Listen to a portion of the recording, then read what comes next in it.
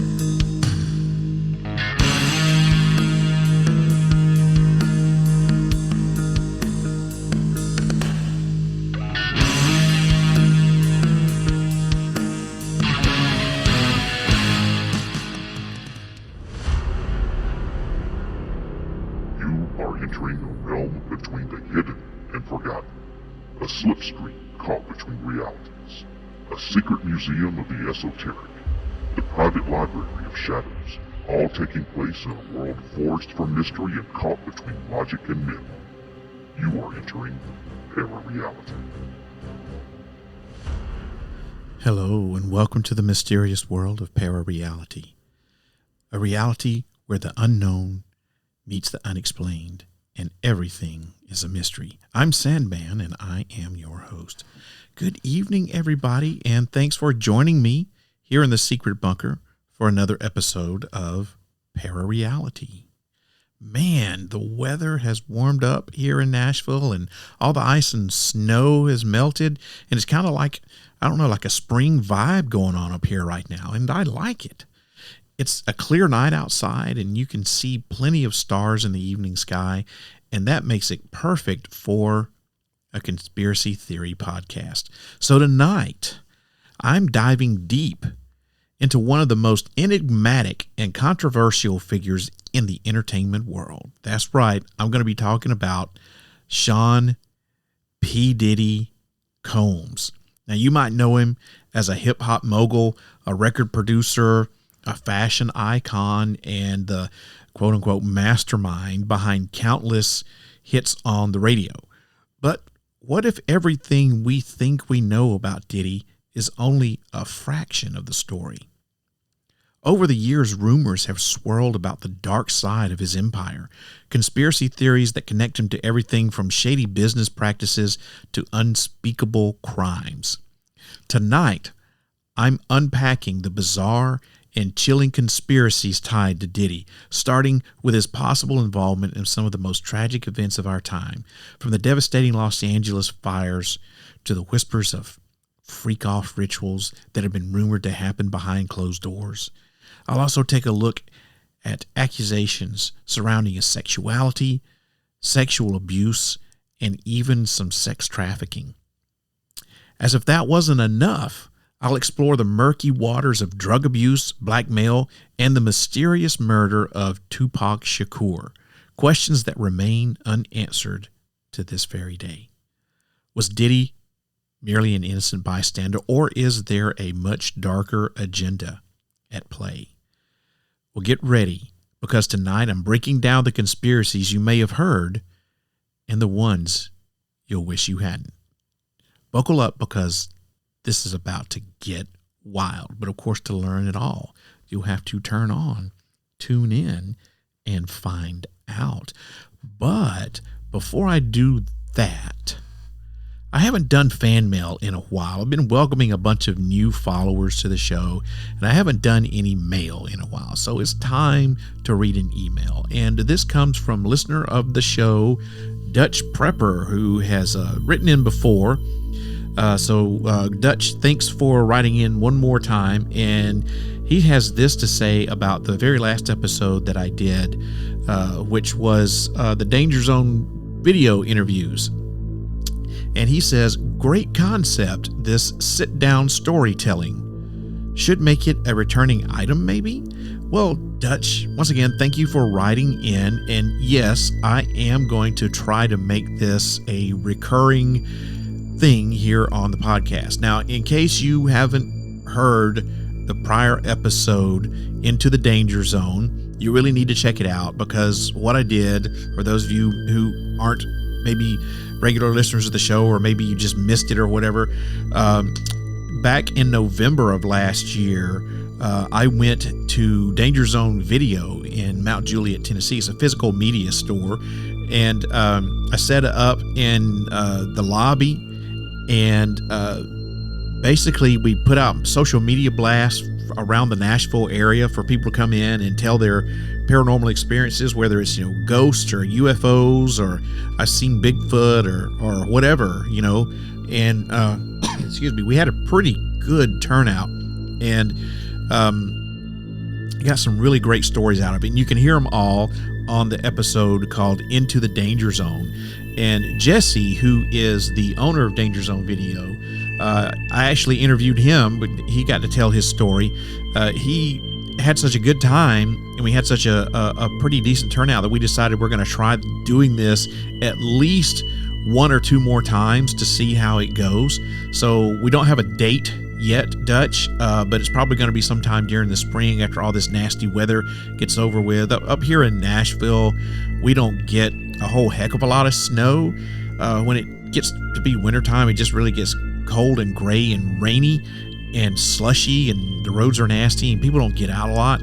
So we're probably going to try to make it sometime during the spring, when everything starts kind of chilling out up here.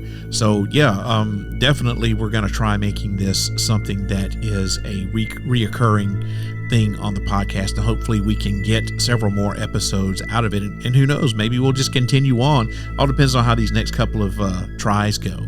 I first did this in 2024 when I was invited to be one of the inaugural podcasters at the Smoky Mountain Bigfoot Festival in Townsend, Tennessee. So me and another couple of podcasters were up there. We were the three horsemen, or the three founding members of the podcast movement up there for Smoky Mountain Bigfoot Festival, which I hope I get invited back again this year. I'm still waiting to find out if I'm going to get to go. Anyway, if anyone from Smoky Mountain Bigfoot Festival is listening, I'm waiting to hear back from you guys, so please email me.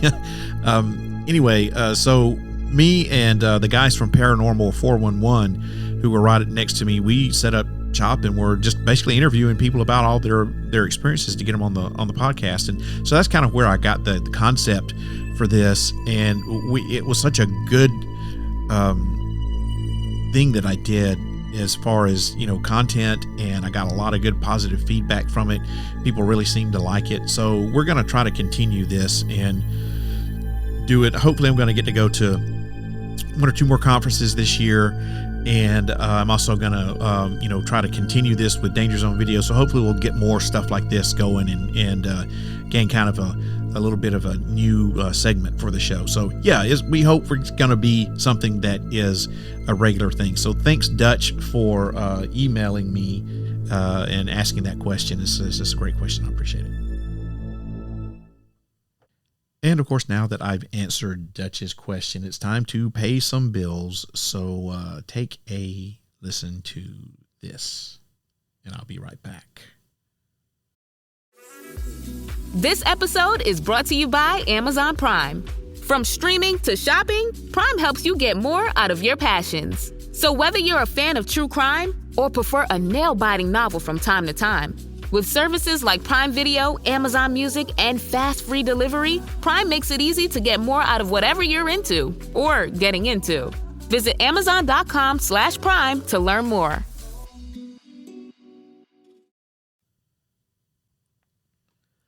Sean Combs, also known as P-Diddy, Puff Daddy, and just plain old Diddy, is one of the most successful figures in the entertainment world.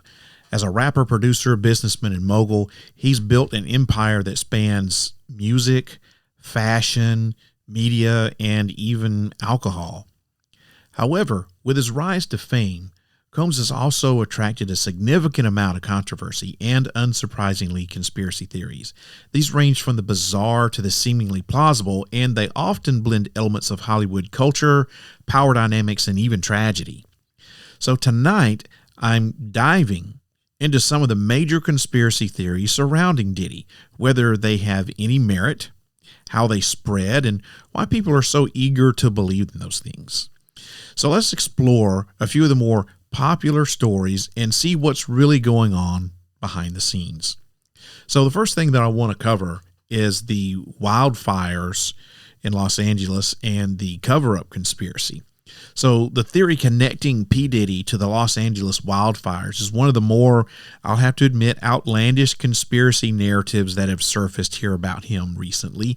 And the basic premise of this theory suggests that Diddy may, or some of his crew, his team, might be involved in or have some sort of connection to the California wildfires in a way that serves as some sort of cover-up for his alleged criminal activity. Now, this conspiracy grew particularly prominent after various events and accusations against Diddy were reported, including his ongoing legal battles. So the key components of this wildfire conspiracy are covering up legal troubles. Excuse me. One of the core elements of this theory is the idea that the wildfires were intentionally started or manipulated in order to create enough chaos and distraction that could take attention away from Diddy's legal issues. Diddy was facing several serious allegations around this time, including sexual abuse and other kinds of accusations about violence, notably from his ex-girlfriend Cassie Ventura. Now, the theory says that the fires were a deliberate move to deflect public and media attention away from his ongoing legal troubles, his upcoming, he's going to have at least one, possibly more, upcoming criminal trials, investigations, and these mounting pressure from all of these accusations that are going on. So you also have to look at the timing of the fires. Now, the timing of these wildfires that started in January coincided with heightened media coverage of Diddy's personal and professional life, particularly the sexual abuse allegations and his business dealings. Now, Diddy, with his vast resources, could have orchestrated the fires as a form of diversion. Now, I'm not saying that he masterminded this from his jail cell, because he's not in prison yet. He's in jail now, right? So, but he does have a team of people that are with him, right? And these people are going to be implicated because they are enabling him, or they're turning the other cheek, or they're complicit in what's going on, even though they know about it, or they may be helping him in some shape, form, or fashion. So you got to think that his team, his entourage, as they call them, would be willing to do just about anything to not only keep him out of jail because he's their cash cow, right? But also keep themselves out of prison as well, and kind of destroy any evidence that's maybe out there against them. So, it makes sense. Another key component of this conspiracy theory is that it's some sort of Hollywood power play.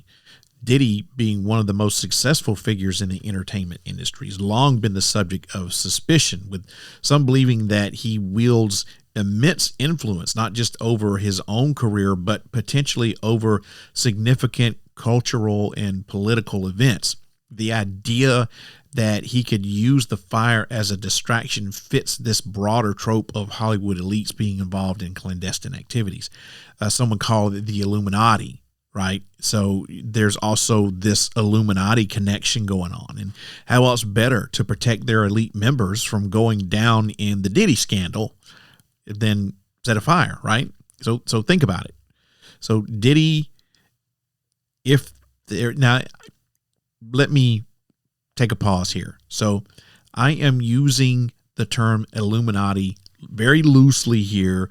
This is a catch-all phrase. Okay. I don't know. So there is some sort of clandestine group of rich and powerful people out there, right? So for lack of a better term, I don't know what they call themselves. They may not call themselves anything, but for lack of a better term, we're just going to call them the Illuminati, right? Because I don't know what else to call them. So if there is a cabal, a secret cabal of rich and powerful people in the world, whether they're in the entertainment industry or not, if there's a secret cabal of the rich and powerful, then you would think Diddy would probably be involved in it somehow, right? So think about it. Diddy is probably high up in the ranks of this secret cabal, right? Well, we'll just call him the Illuminati, like I said.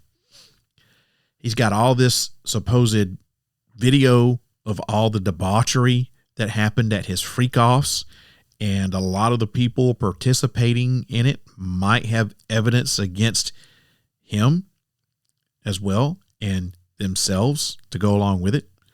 But the Illuminati right now don't know who has what or even exactly where it is. So how do you fix this problem? Well, you just set fire to the whole damn city and watch it burn. You know, there's plenty of evidence that multiple fires were set at the same time across LA County. There's also evidence of who seem to be ordinary people or homeless people setting random fires in the suburbs and the city respectively. Now, were these people hired by the Illuminati to do this? Are they just scapegoats? Maybe they basically, quote unquote, sold their souls to the Illuminati so their families could benefit from their criminal convictions. I mean, maybe these people are so desperate for money for whatever reason, whether it's legal trouble, drugs, whatever. I'm just in financial ruin, whatever. Or maybe they owe the Illuminati something, and they can't get out of this. So maybe they sold their souls, not literally, but figuratively, sold their souls to the Illuminati. So the Illuminati said, go out there and set these fires. And if you get caught, you get caught. And, you'll never have to worry. Your family will never have to worry again. You're going to go down for this and we're going to let you. You're not going to say anything because if you do, we'll kill your family and your friends and your dog and burn your house down and kill everyone you know. Or if you just take the hit and go down, your family will never have to worry about anything ever again. Now, I know that sounds far-fetched, but it's not out of the realm of possibility.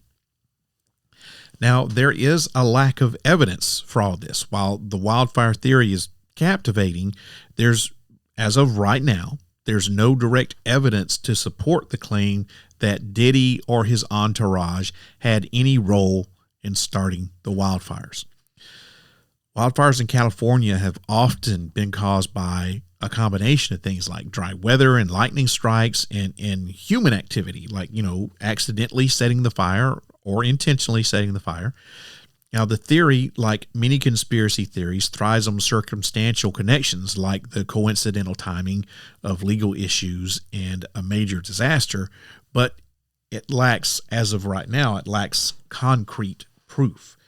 But like I said, if you just look at it from a wide angle lens, if you step back and look at it, I know it sounds far-fetched, but it doesn't seem to be out of the realm of possibility. So let's talk about some of the allegations and theories around Diddy's legal troubles. In more recent years, especially around 2024, Diddy found himself at the center of some serious legal allegations.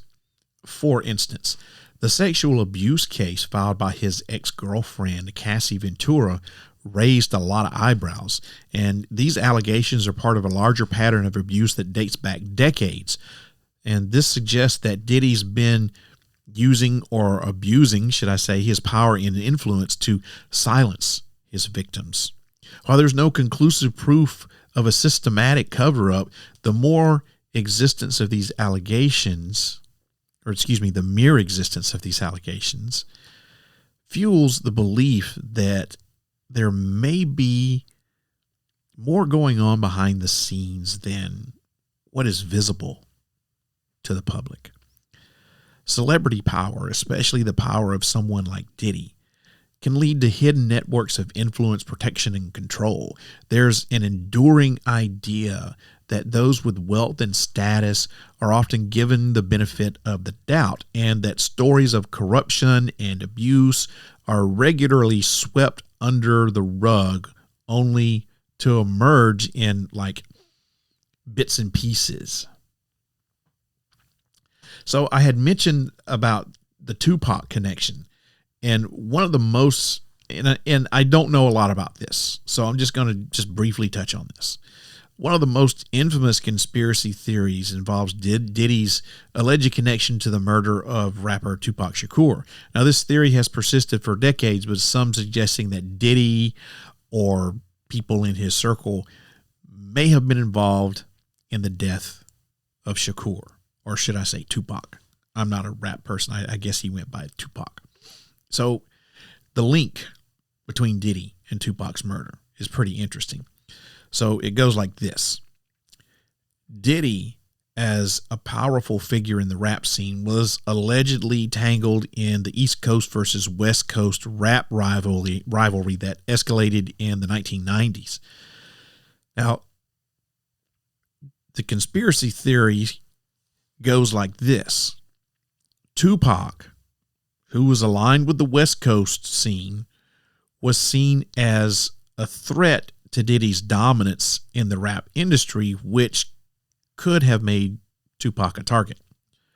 Over the years, certain figures close to the case have implied that there are connections between Diddy and the events surrounding Tupac's death, although nothing concrete has ever emerged. In fact, despite the persistence of the theory, law enforcement and investigators have never officially linked Diddy to the murder of Tupac. Still, the aura of mystery surrounding Tupac's death, combined with Diddy's influential position in the rap industry, creates a fertile ground for speculation. It's one of those conspiracy theories that thrives in the shadows of doubt, where public figures are always ripe for scrutiny. And we also have his ex-girlfriend, Cassie Ventura, and her allegations of abuse and blackmail. And this is where you start to see the real downfall of Diddy. It's one of the most prominent and public controversies involving Diddy in recent years. Besides what's going on right now, prior to what's going on right now, it was probably the most prominent and public controversy involving Diddy. And this, of course, centers around his ex-girlfriend, Cassie Ventura. Now, Cassie filed a lawsuit against Diddy in 2024, accusing him of sexual abuse, emotional manipulation, and physical violence during their very long relationship. And while the details of the lawsuit are kind of still unfolding, the accusations have sparked a wide range of conspiracy theories about Diddy's behavior towards his former lovers and associates. And it seems that Cassie's decision to file the lawsuit wasn't simply the result of a personal decision, but rather a move orchestrated by a larger group of people who are seeking to take Diddy down. Now, Cassie might have either been coerced into filing this lawsuit, or maybe she was even blackmailed by those individuals who want to take Diddy down. Maybe they had their own evidence of her own involvement in illegal activities and blackmailed her and said, look, we're not going to make this public if you go ahead and sue him and take this dude down. I don't know. No actual proof of that, but it's plausible. Now, this theory goes hand in hand with claims that Diddy has extensive knowledge about the hidden lives of celebrities and that he uses this knowledge to blackmail people into staying silent or doing his bidding, i.e. Illuminati, right? He's high up in the ranks of this secret cabal of the rich and powerful, i.e. Illuminati. Other theories around Casey's allegations suggest that she was forced into a submissive position throughout their relationship, with Diddy allegedly using his power to control her career, her finances, and even her personal life. These theories claim that Diddy is one of the many powerful figures who use their influence to manipulate those around them, creating a network of coerced partnerships, so to speak.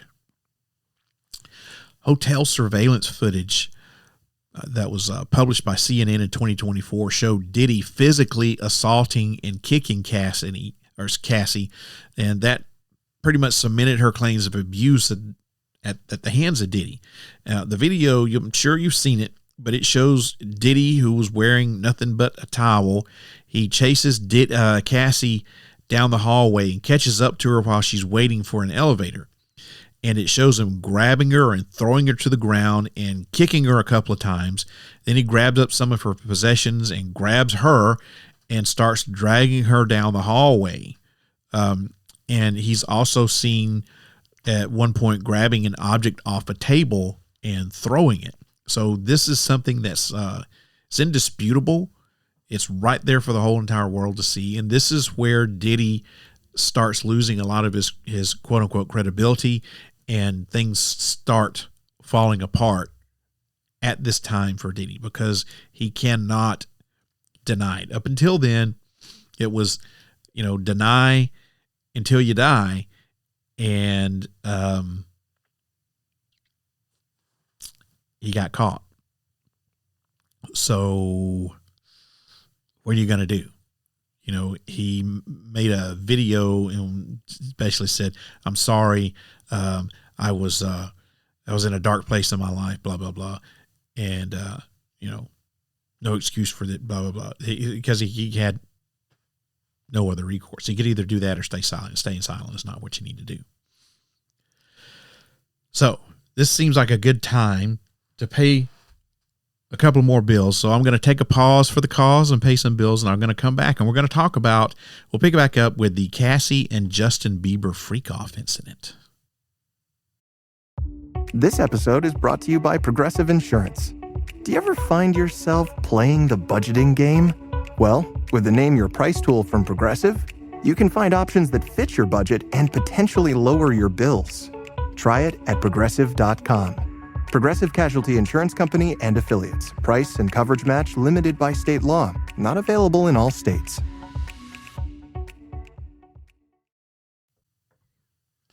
Another bizarre theory revolves around Diddy's relationships with women, particularly the infamous freak-off party rumors that emerged around his ex-girlfriend Cassie and pop star Justin Bieber.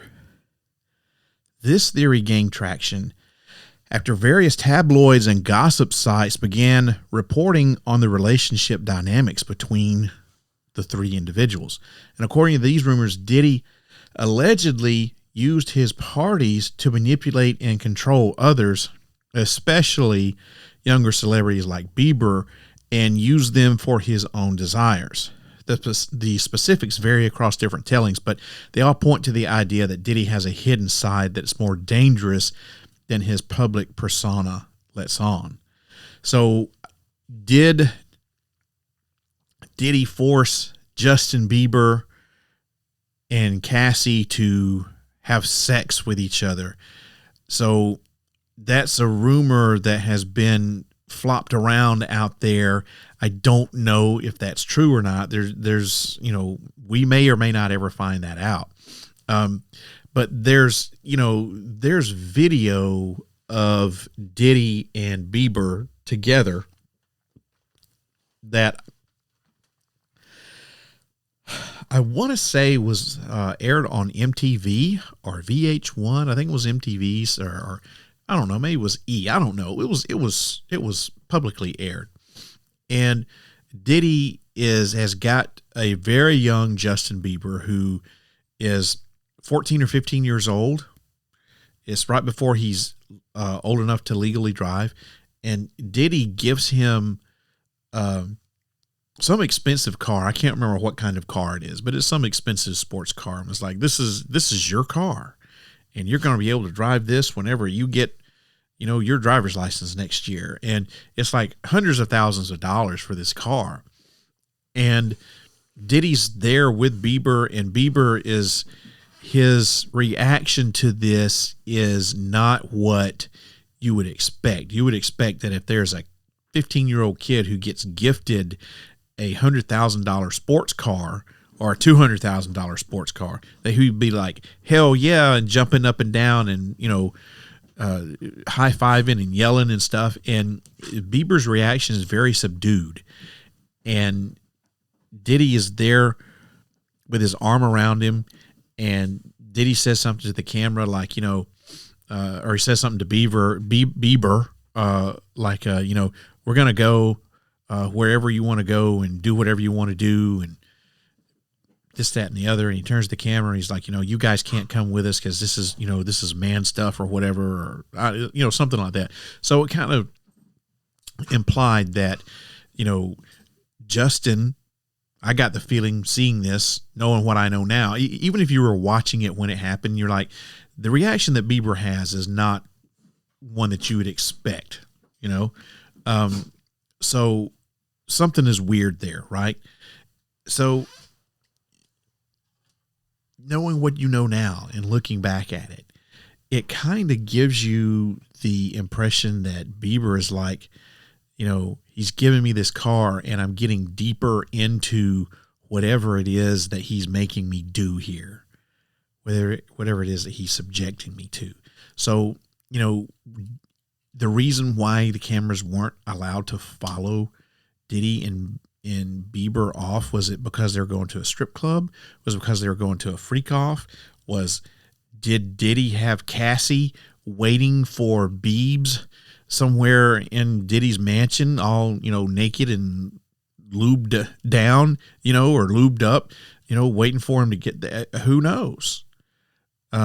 But if that video is it's uncomfortable to watch, especially looking at Bieber's body language and the expression on his face, the tone of his voice, and the lack of excitement, in getting this, very expensive sports car. It's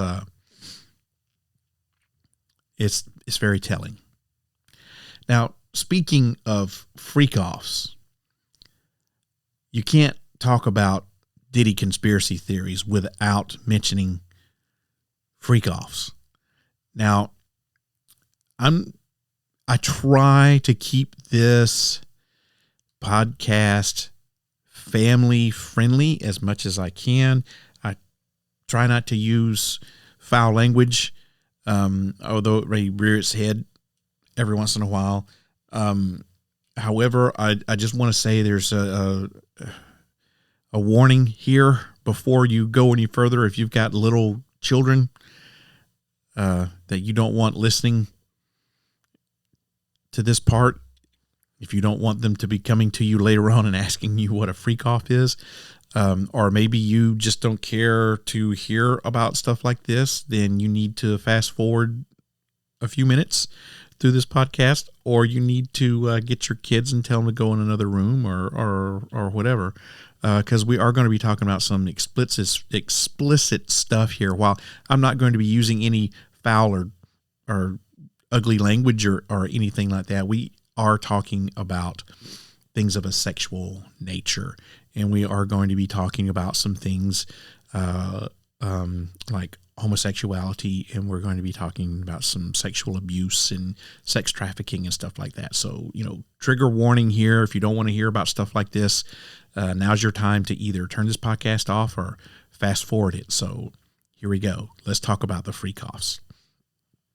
So the term freak-off in relation to P-Diddy refers to Diddy-hosted parties, often described as extravagant, where sexual encounters, drugs, and exploitation allegedly took place. While many of these claims are based on hearsay, they have contributed to a larger narrative about Diddy's alleged manipulation and control over young celebrities, partygoers, and women. So the origins of the freak-off rumors, what are they? How did they come about? Well, the term freak-off seems to have gained traction as an underground rumor tied to Diddy's infamous parties, particularly the white parties that he used to throw starting in the early to mid-2000s when he was at the height of his stardom.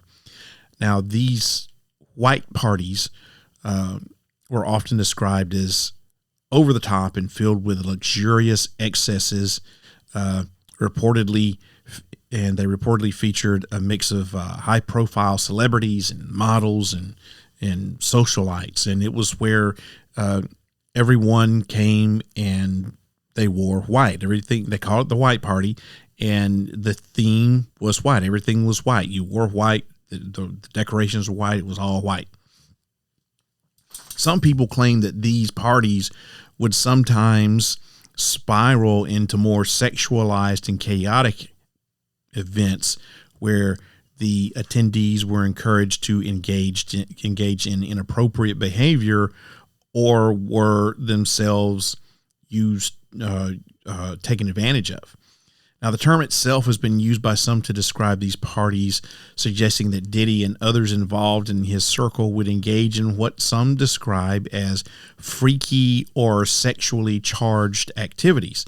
And supposedly what went on was that Diddy played a central role in orchestrating these encounters, with the implication being that he used his power and influence to manipulate others into these situations, often under the guise of glamorous Hollywood parties. So what would happen was he would have these white parties, and then at a certain time, he would say, okay, it's time for the after party. You know, he would end the party at a certain time. It's like, kids can't be here. Young folks can't be here. There's going to be some, wild stuff that's going to be happening here at this after party. And, it's time for, if you don't want to participate in it, or if you're too young, it's time for you to go home. And then you would get into the after party from the white parties, which would be the quote unquote freak offs. And that's where all the debauchery would start taking place. And the more disturbing aspect of this is the claim of sexual exploitation, where women, and in some versions of the story, men, were allegedly coerced into sexual acts at these parties. And some stories suggest that these women were either drugged or otherwise manipulated into participating, while others suggest that Diddy used his control over the entertainment industry and aspiring stars to pressure them into sexual encounters. And there are also darker versions of this that imply that Diddy would use the freak-off events as a form of a power play, further exerting control over young stars and women trying to make their way into the entertainment industry. And these theories often feed into broader concerns about the power dynamics in Hollywood, where younger or lesser-known figures are sometimes said to be exploited by those in position of power, i.e., Diddy, going back to Diddy and the Bieber video, Diddy gifting Bieber this, hundreds of thousands of dollars sports car and saying, this is going to be your car. This is your car, and you're going to drive it whenever you get your driver's license. But now you're going to have to do something for me, whether that's take it up the butt or suck on my D or let me take pictures of you in compromising situations with these other young women, or even my own girlfriend, Cassie. One of the rumors, or one of the things that the alleged things, according to Cassie, his ex, that happened would be that Diddy would just not necessarily plan these freak offs and with the white parties, but they would just be spontaneous as well. So he would just get in a mood, and then he would say, hey, I want to have a freak off. And these things would last sometimes more than one day. Sometimes it could be 2-3 days worth of these drug and alcohol fueled freak offs where there's just nothing but sex and debauchery going on. Now, I don't know about you guys, but even when I was in my 20s, there's no way that I could go in and shut myself up with like what Diddy was doing with not just one person, but with a group of people, and then spend 3 days just fucking.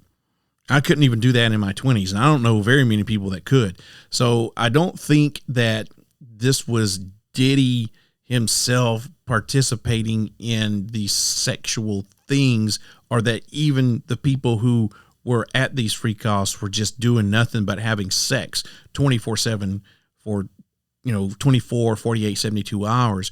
But it's one of those things where there's so much illicit stuff being pumped into these people, whether drugs, alcohol, or whatever. And you got to think now with the advent of all of these drugs, for these erectile dysfunction drugs for men, Viagra and Cialis and all this sorts of stuff, that you can go in and have a session like that where you spend multiple days, where you supply these guys with Viagra, and they have sex, and while they're off resting, there's other people who are taking Viagra who comes in and they're performing, and Diddy was participating as well, whether he was directing the action, which apparently he was prone to do, according to Cassie and others, where he would be sitting naked and forcing Cassie to have sex with male prostitutes that I don't know where he hired these people from. And so far, none of these alleged male prostitutes have come out and said, yeah, Diddy hired me to do a freak off, or Diddy hired me to have sex with Cassie, or anything like that. I haven't heard any of those people come out. And not saying that it's not true, and not saying that it is true, but I'm just saying I haven't heard anybody come out and say, yeah, one of those people was me. But supposedly he would have male prostitutes, and he would hire them, and he would make them perform with Cassidy while he was sitting in the corner, jerking the gherkin there and directing all of these things to go on. And I guess he filmed part or all of these encounters. I don't know. I don't think that he was like R. Kelly, where he had to film every time he had sex, but I think that he filmed enough of it that he had evidence on people, and maybe that's why these prostitutes aren't coming out, because they're scared, and he has some sort of blackmail on them. So I mean, there's just so much that was going on, and with these allegations of sexual exploitation, like I said, he's taking these people who are wanting to break into the business, such as Cassie, because she was a R&B singer, or she was a singer anyway. I think she had one album out, and she got hooked up with Diddy, and Diddy's like, man, I'm going to make you the next big thing, and all you got to do is stick with me. And so for like 10 years, he kept stringing her along and never really did anything with her music or her album, So he's got more than one person who is accusing him of doing stuff like this. Your R. Kelly did the same thing. You're young, you want to break into the business, and you want to get rich and famous, and you got this other person who's already rich and famous, whom you look up to. You probably shouldn't, but you are looking up to them, and they're like, I will help you. All you got to do is just, do all these nasty things for me. By the way, I'm going to film some of it or take some pictures, so you can't tell anybody about this, and then never really do anything to help their careers, to further advance them. It sounds outlandish, but it's not far-fetched. It's really not far-fetched. Now, while there have been no public verified testimonies from women who claim to have participated in these so-called freak-offs, there have been scattered rumors over the years from anonymous sources and people close to the celebrity scene. Some former associates or partygoers have hinted at a lot of wild and sexually charged parties, but these accounts are often vague and based on speculation, making it difficult to discern fact from fiction. And additionally, as with many celebrity gossip stories, the lack of concrete evidence, whether that's things like video footage, documented testimonies, or police reports, stuff like that, pictures, it leaves much of the freak-off narrative in the realm of hearsay. And the stories about Diddy's parties continue to circulate in the form of whispers and sensationalized tales from the fringes of Hollywood culture. But as I said, it's not out of the realm of possibility. I love the old adage because it rings so true: where there's smoke, there's fire. You know, and it all depends upon, once you see the smoke and you find the fire, it all depends upon what size the fire is and what's the fire made of. What I mean by that is, if you've ever noticed, if you see a fire, what color is the smoke that comes from the fire? If it is a man-made fire, i.e. somebody is burning a building or something of that nature, the smoke is black. If it is a natural fire, the smoke is white. Think of it when you're burning wood in the fire pit when you go camping. What color is the smoke? It's white. When your house burns down, what color is the smoke? It's black, right?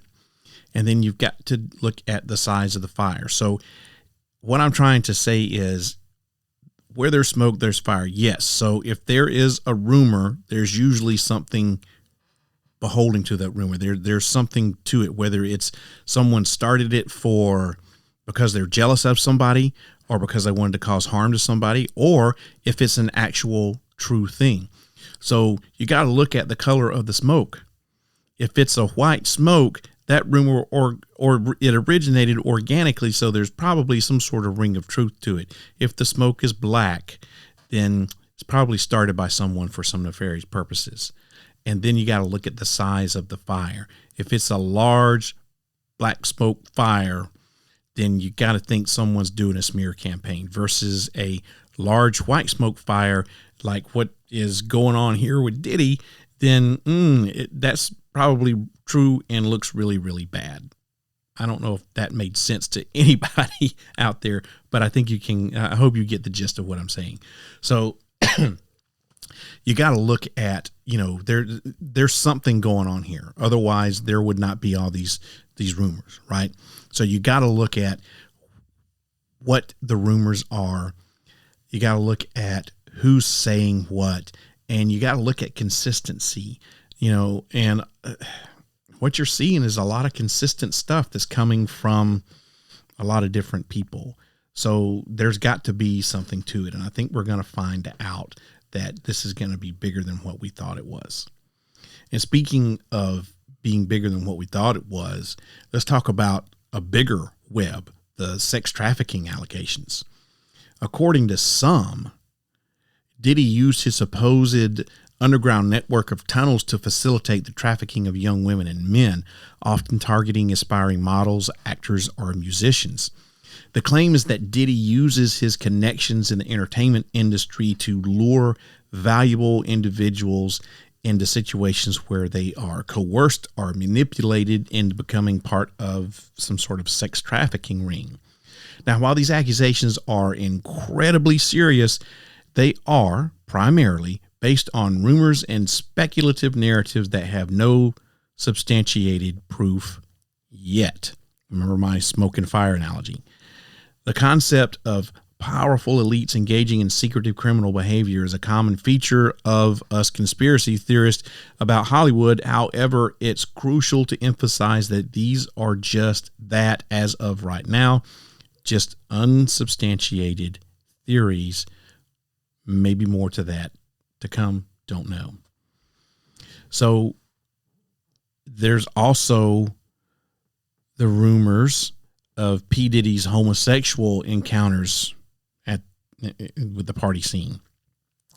And that's another thing that supposedly happens at these freak-offs. And these are Diddy's involvements in homosexual encounters. Now, what this might look like is that Diddy is publicly presenting himself as a heterosexual man, but behind the scenes, he's homosexual because he's engaged in secret relationships or encounters with other men. And some believe that Diddy's fame and status in the music industry has allowed him to hide these parts of his life from the public eye. But you can flip that and say that this is all about power and control and not necessarily about homosexuality or even bisexuality itself. So hear me out on this. So the basis of this often ties into the broader notion of celebrity power and control. Now, you can say that like a lot of other high-profile figures, Diddy engages in relationships outside of the public view to maintain control over his public image and to avoid potential backlash. In a world where the intersection of fame, power, and sexual identity is a constant point of fascination, the idea that Diddy is hiding a secret sexual life fits within a familiar narrative about the contradictions between public personas and private lives. And another supposed reason behind these homosexual encounters lies with nothing more than Diddy exerting his complete control over the ones he's performing his homosexual acts on. Maybe these people, including some high-profile celebrities and professional athletes, somehow owe Diddy something for their power and fame. And as a way to keep them under control, he does homosexual acts on them. I started to say something really inappropriate there, but he performs homosexual acts on them, and he films it, and he keeps the video as blackmail, forcing them to continue to do his bidding for whatever he wants them to do. Now let's go back to the Justin Bieber thing. So Justin Bieber wrote a song about Diddy, and I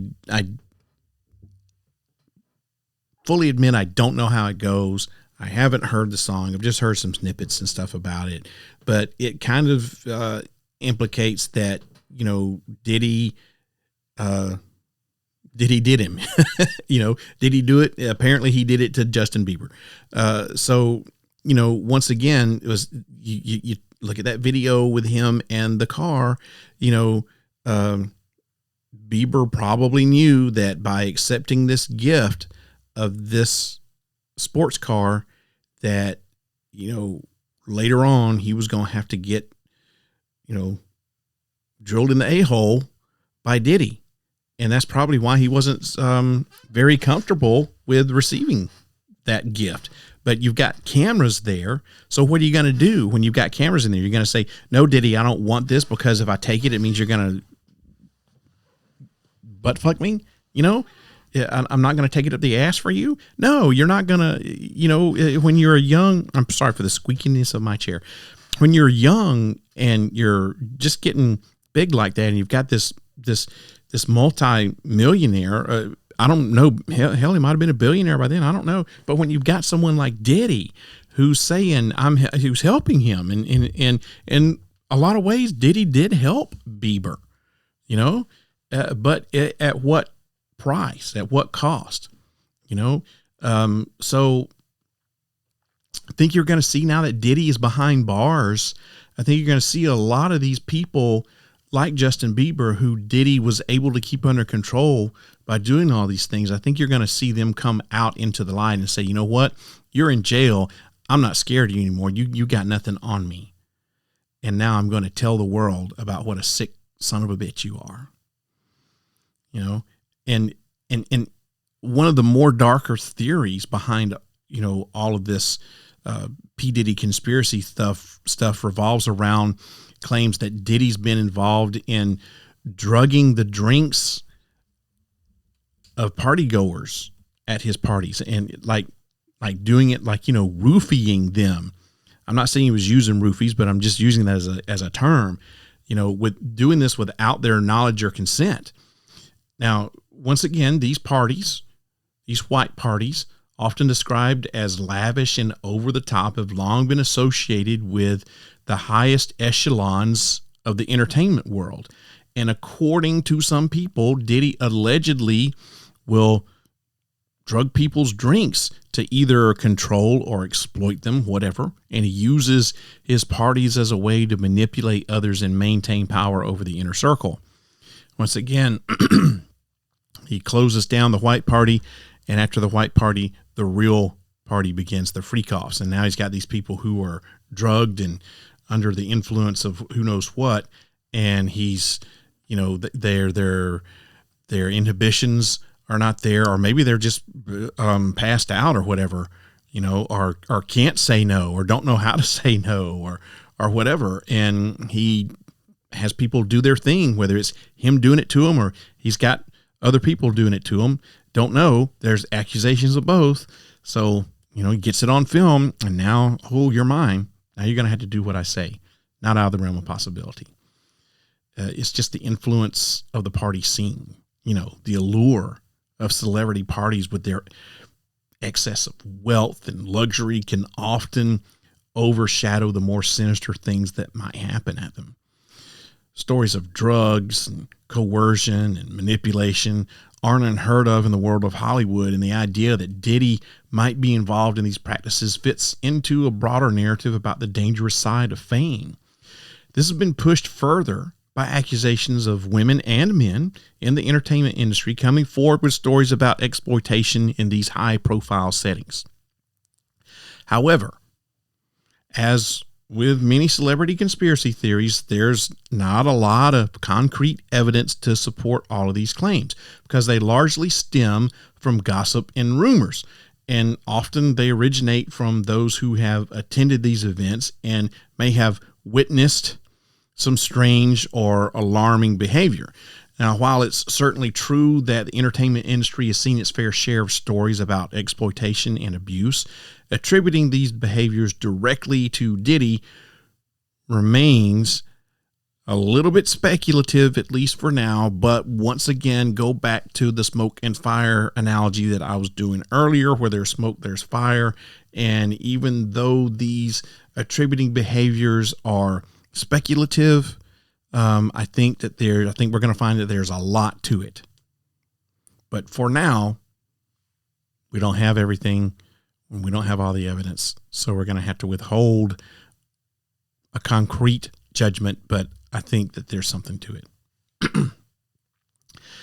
Now, a couple of minutes ago, I was talking about how Diddy had, this secret network of people. We'll call them the Illuminati. So there's also a conspiracy theory that within this secret network consists a secret network of connected tunnels that nobody knows about. And these tunnels, allegedly hidden under his various properties, are rumored to be used for nefarious activities ranging from sex trafficking, to secret meetings with influential figures. And it doesn't seem too far-fetched to me that someone with Diddy's wealth and influence could have constructed elaborate underground networks used to operate in secrecy, but we don't know that this is necessarily true. According to the rumors, these tunnels are linked to powerful organizations or even shadow governments. It suggests that Diddy is just one part of a larger web of elites who use underground networks to escape the public eye, transport illegal goods, or engaged in covert operations. The presence of these tunnels is said to be hidden from the public, with wealthy figures like Diddy using their financial resources to build them on private estates. Though there's no solid evidence, like I said, that these tunnels exist, the idea plays into the broader belief that celebrities like Diddy, who wield immense power, have access to hidden spaces and systems that enable them to operate outside the reach of law enforcement. And that is not something that is very far-fetched. Tunnels, yeah, maybe that might be far-fetched, but having the ability to operate outside the reach of law enforcement with the rich and powerful, yeah, we all know that happens, right? And finally, we're going to come down to one of the more bizarre conspiracy theories involving P. Diddy's alleged connections to two other high-profile figures, Aaron Carter and Jamie Foxx. Now, theories around these two celebrities are filled with drama and a tragedy, and they've led some conspiracy theorists to link their struggles and untimely deaths in some cases to Diddy. So, let's first take a look at Aaron Carter's death and Diddy's involvement. So, first let's talk about Aaron Carter, the former child star and younger brother of Backstreet Boy Nick Carter. Aaron died in 2022 under mysterious circumstances. The official cause of death was ruled to be accidental drowning in a bathtub, but many speculated that foul play might have been involved, with some conspiracy suggesting that Diddy had a hand in Aaron's death, possibly due to some secretive past involvement with the singer. I don't know. Now, this theory remains unfounded, with no credible evidence linking Diddy to Carter's passing. However, the entertainment world was rocked when I think it was last week, alleged tapes involving Carter and Diddy surfaced, causing a media frenzy. The tapes, which have yet to be independently verified, reportedly contain some shocking details. Now, before he died, Carter had hinted in several interviews and social media posts about possessing damning evidence against prominent figures in the music industry. And a lot of people dismissed his claims as just, it's the ramblings of a mentally disturbed person. But this recent link has certainly added credibility to those allegations. Now, the tapes reportedly include audio and video recordings that could implicate Diddy in a series of controversial incidents. While the exact contents remain undisclosed to the public, insiders suggest they touch on matters that could further tarnish Diddy's reputation, which is already clouded by years of allegations involving, misconduct, manipulation, and exploitation within the music industry. Now, supposedly, Diddy's lawyer, in the middle of court talking to the judge about these tapes, apparently he was presented with, I think, transcripts or some transcripts of what was on some of these tapes, and he read them right there in front of the judge. I mean, he didn't read them out loud, but he certainly read them and basically just turned around and walked out of court. And the rumor is that he is no longer Diddy's lawyer. I don't know how true that is. I have admittedly, since I found that out and the time I'm recording this podcast, I have not checked into it, but those are the rumors as of right now, thanks to those Aaron Carter tapes. Now, similarly, Jamie Foxx's sudden health crisis in 2023 led to a lot of wild conspiracy theories linking his hospitalization to Diddy's influence.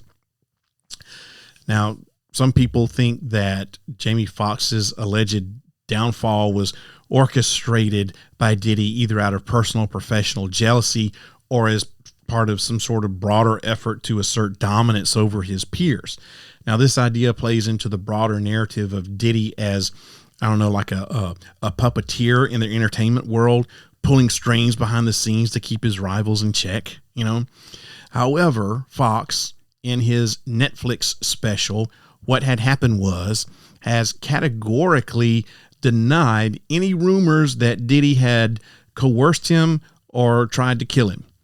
In the weeks leading up to its release, speculation surfaced that Fox would finally reveal the cause of the lengthy hospitalization he said that led him to forget 20 days of his life.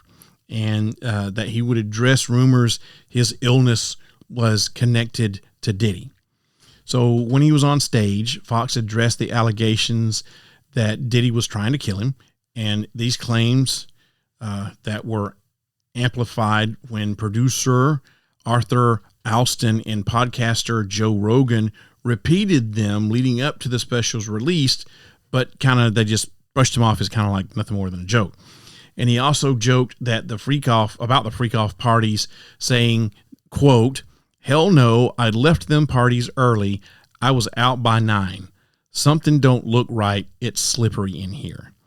Now, I know he was making a joke, but he is categorically denying that he did, that Diddy did anything to him to cause him to be put in the hospital.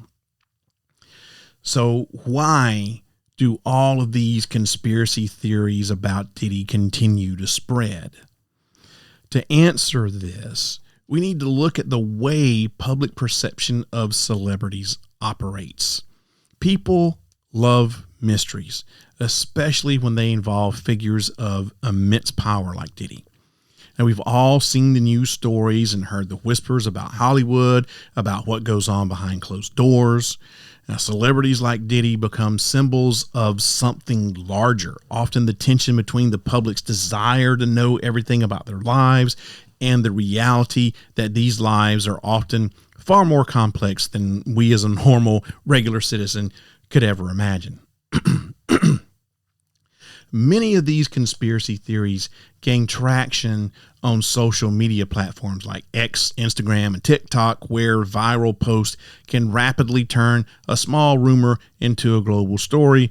Go back to my smoke and fire analogy, please. The algorithms on these platforms, well, they reward sensationalism, which means that theories involving big names like Diddy are likely to get amplified, even if there's little to no basis in reality. And as people continue to consume more conspiracy-driven content, these theories continue to grow and evolve. So, are these theories justified? How much of what's been said about Diddy holds any water? While it's true that Diddy has faced legal troubles and controversies, many of the more outlandish theories seem to be based on speculation rather than verified fact, and I'm the first to admit that. I'm doing a lot of speculating in this podcast.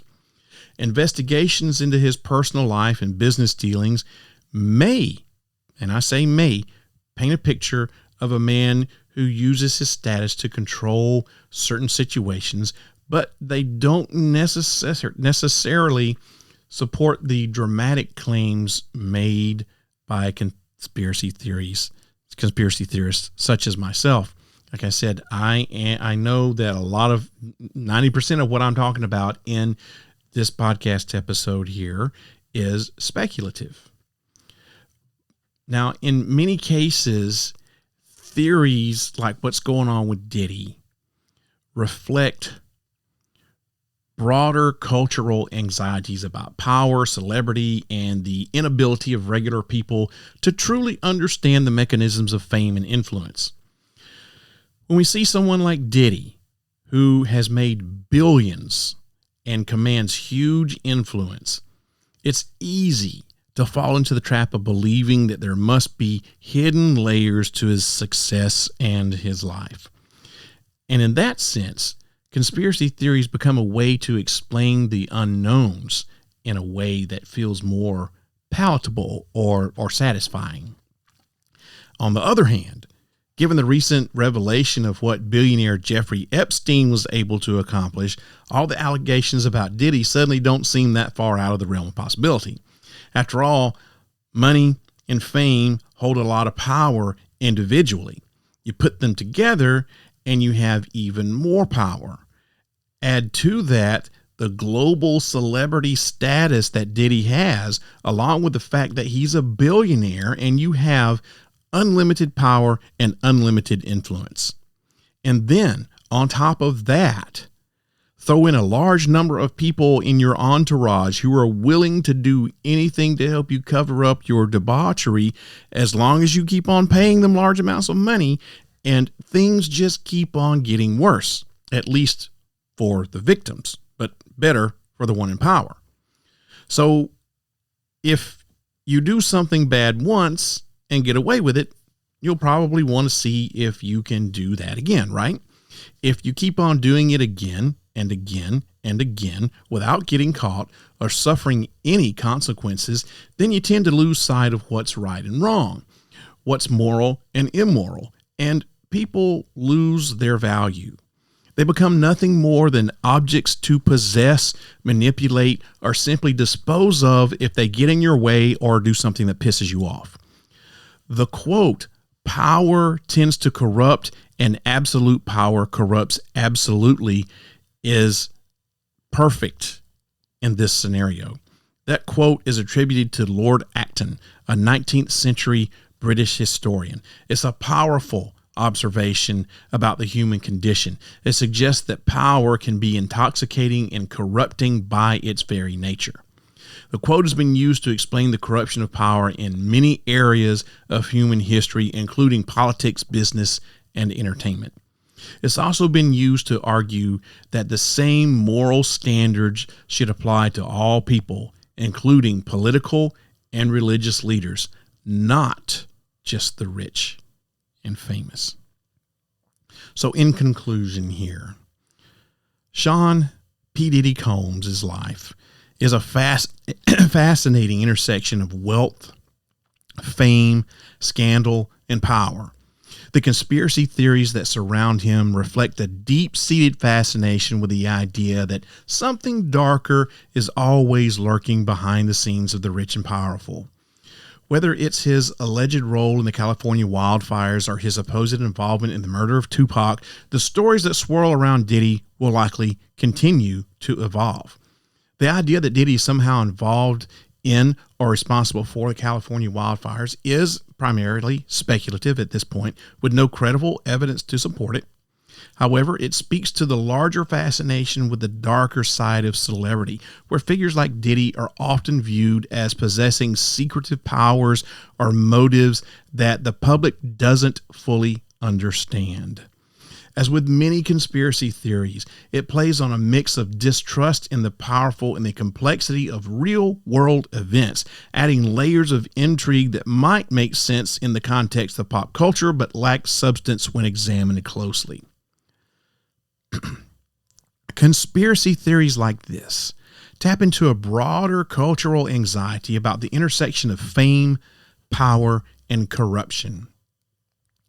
As Diddy faces a litany of serious allegations, the public's tendency to believe that there are hidden, sinister forces at work becomes stronger.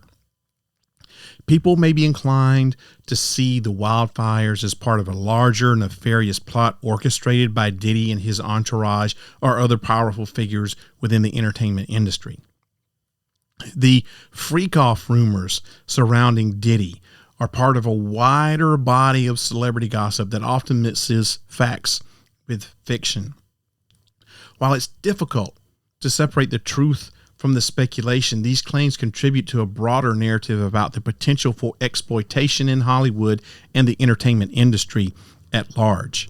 Until credible evidence comes to light, much of the freak-off talk remains in the realm of conspiracy theory, and it's important to approach these claims with caution. As always, with such sensational rumors, it's essential to differentiate between proven facts and unverified stories fueled by speculation and hearsay. While it's important to remain skeptical of the more sensational claims, these theories do speak to a larger cultural curiosity and mistrust of the powerful. At the end of the day, the line between truth and myth is often blurry, and in the world of the rich and the powerful, the story is rarely as simple as it seems. The conspiracy theories surrounding Sean P. Diddy Combs illustrate a larger cultural obsession with power, celebrity, and hidden agendas. While many of these claims are highly speculative and lack concrete evidence, they provide a lens through which people view the entertainment world and its complexities. Whether these theories are rooted in truth or simply reflect our fascination with the shadowy side of fame, they continue to fuel discussions about celebrity culture, influence, and the dangerous allure of Hollywood's glittering surface. And that does it for tonight. Thank you for listening, everybody. That was a long one, deep dive into all those Diddy conspiracy theories. And who knows, I may not have just touched the surface. There may be another episode to follow up on this. Just depends on what happens with the Diddy case. I really appreciate you guys hanging in there for this extra long episode and for taking the time to listen to it. And before I close it out, here are a couple more things, though. I think you're on mute. Workday's starting to sound the same. I think you're on mute. Find something that sounds better for your career on LinkedIn.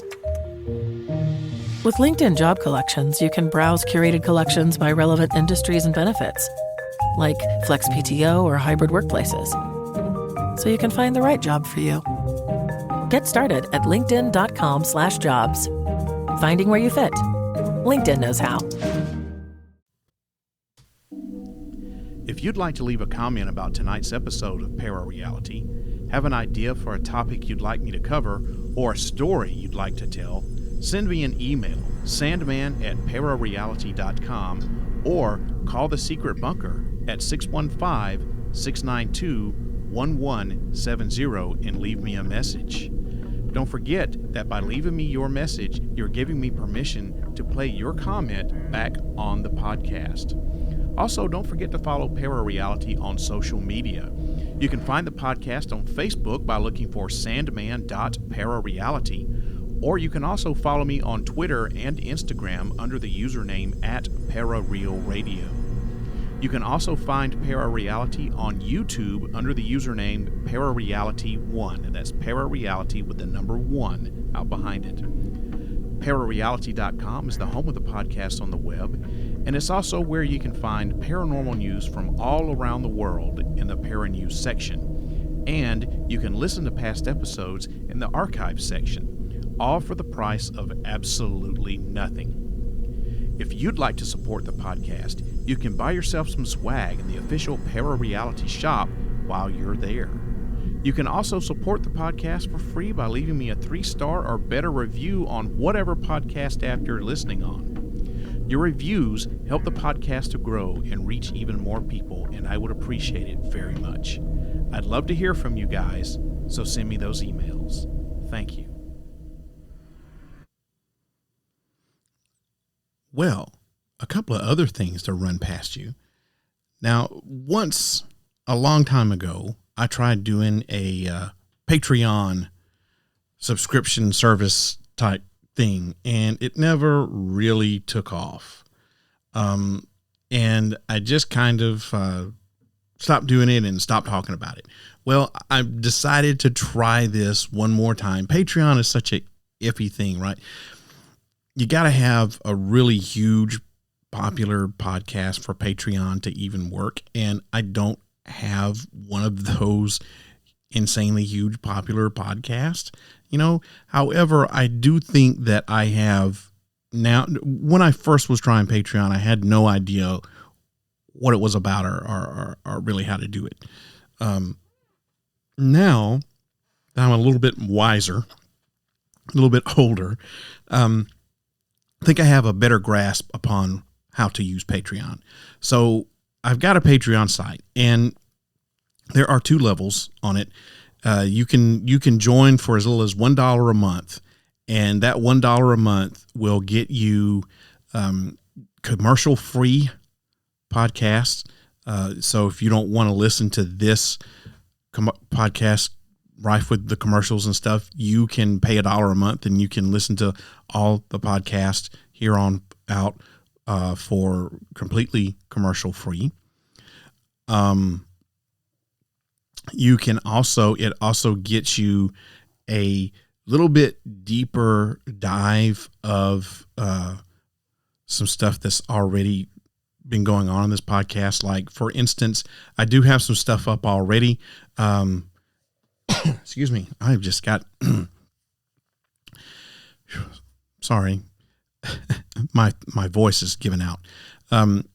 So I've already got some stuff up on it, and for example, I did a little bit deeper dive into the New Jersey drone stuff. I've got it's just like a 15-minute extra long podcast, no commercials, with a couple of guest hosts on it.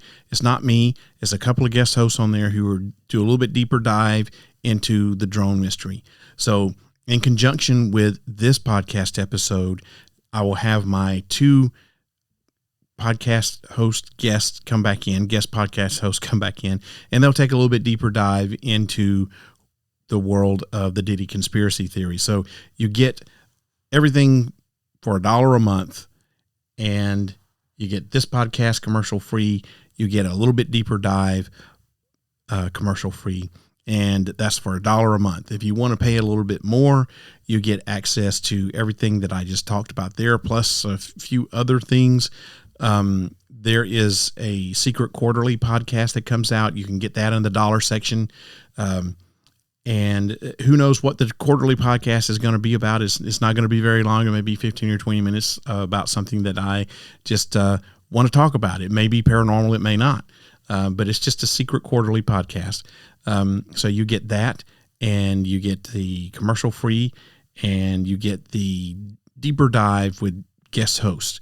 That's for $1 a month. If you want to bump it up a little bit, you get all that, and you're going to get access to a secret podcast that I've got going on, and it's not secret anymore, but it's called Midnight Syndicate, and this gets you access to Midnight Syndicate if you're going to pay a little bit extra on Patreon. Now, Midnight Syndicate is a roundtable conspiracy theory podcast that features myself and other members of the table who get together once a month, and we talk about some of the latest conspiracy theories that's going around on the internet and in pop culture. It will be available monthly, and if you are already a member of the Secret Bunker, you actually already have access to this podcast. If you're not a member of the Secret Bunker and you don't know what the Secret Bunker is, well, that's a secret spot on my website. You got to find it. I'm not going to tell you what it is, but you can find that secret spot, and once you get in there, you have access to all kinds of declassified government files, video, audio stuff, and the Midnight Syndicate. If you don't want to go through all that and you're just like, screw it, I would rather just do it the easy way, you can always join my Patreon, and you can get it through Patreon. Or if you're going to be a cheap person, you can try to join the Secret Bunker, but you got to find where the Secret Bunker is, because it's not a public web page. You just got to find it. And once you're in, let me know.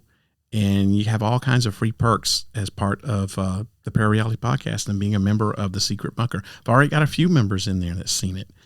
And normally I will wait and play a little after show advertisement for the Secret Bunker. But I thought, you know what? Tonight, let me go ahead and just lay it out there. So there it is. There's my Patreon. Just go to Patreon and look for Parareality. And if you want to join the Secret Bunker, all I got to do is just find how to get to it on the website. And once you're in. You're a member of the Secret Bunker, and you've got access to a whole bunch of declassified government documents, a whole bunch of audio files, and maybe some video. And you can also listen to the Midnight Syndicate. Now, once you download all of the stuff that you want to download to, I've got another server that holds all of these secret files on there. So when you go to download the secret files, you'll see some advertisements on there wanting you to buy stuff because I got the free server package. Everything is safe and secure. You're not going to download a virus. You don't have to buy anything. You don't have to be a member of any secret club or anything like that. There's a link there. You just click on it and you download it, and there's no virus. You don't have to pay any money. It's all free if you're a member of the Secret Bunker. So if you can find it, good luck. Everyone, I hope that you enjoyed tonight's episode of Parareality. The next episode is going to drop on Friday, February 21st, 2025 at 8 o'clock p.m. Central U.S. time. So make sure you turn on, tune in, and find out. I hope that this podcast opened up your mind to new ways of thinking, expand your consciousness, and produces a change in the way you see the world.